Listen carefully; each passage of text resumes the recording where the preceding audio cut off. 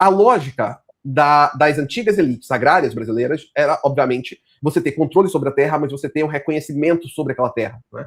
Aquela terra era parte de você e você era parte daquela terra. Existia essa questão de que aquele espaço que eu controlo é uma extensão da minha própria vida. Não à toa, durante o Império, existia a figura do Capitão-Mor, que era designado pelo Império para poder fiscalizar se os senhores de engenho estavam, de fato, fazendo o que deveriam fazer, que é cuidar daquela sua terra. Não? Eles tinham todos aqueles acres para poder cuidar, então que vocês cuidem desses acres, que vocês cuidem de suas capitanias. Qual é o problema? Esses senhores de engenho, eles mandavam seus filhos para a capital ou para outro país, para a França, para Portugal, iam estudar ou em Lisboa ou na França, estudar em Paris, e quando eles retornavam, eles obviamente não tinham nenhum tipo de ligação com aquela terra. Esse é um problema que continuamos a ter hoje. Essa renovação geracional que ocorreu, ela ocorreu por diversas razões. Em algum sentido, nós tivemos pela ascensão da rede social, em outro sentido, realmente porque as velhas elites foram morrendo e novos atores locais conseguiram se sobrepor, mas eles já não tinham mais essa relação com a terra. Não à toa, eles buscaram fazer do seu controle sobre esses feudos um caminho para chegar ao topo do poder das instituições federais em Brasília.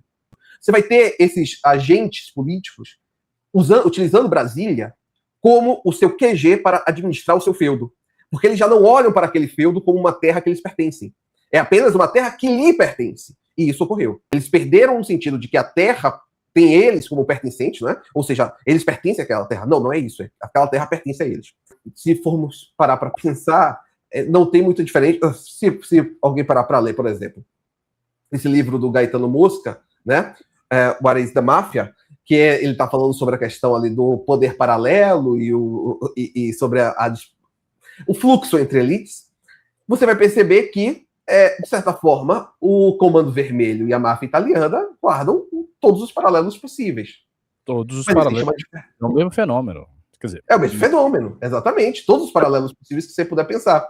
Agora, há uma grande diferença entre os líderes do Comando Vermelho e aqueles que eram chefes da máfia, porque os chefes da máfia entendiam aquela comunidade como uma extensão da sua própria família. Porque a sua família ali estava, então você tinha, não à toa, era a figura do padrinho, a figura daquele que apadrinhava, era uma segunda figura paterna para aquela região.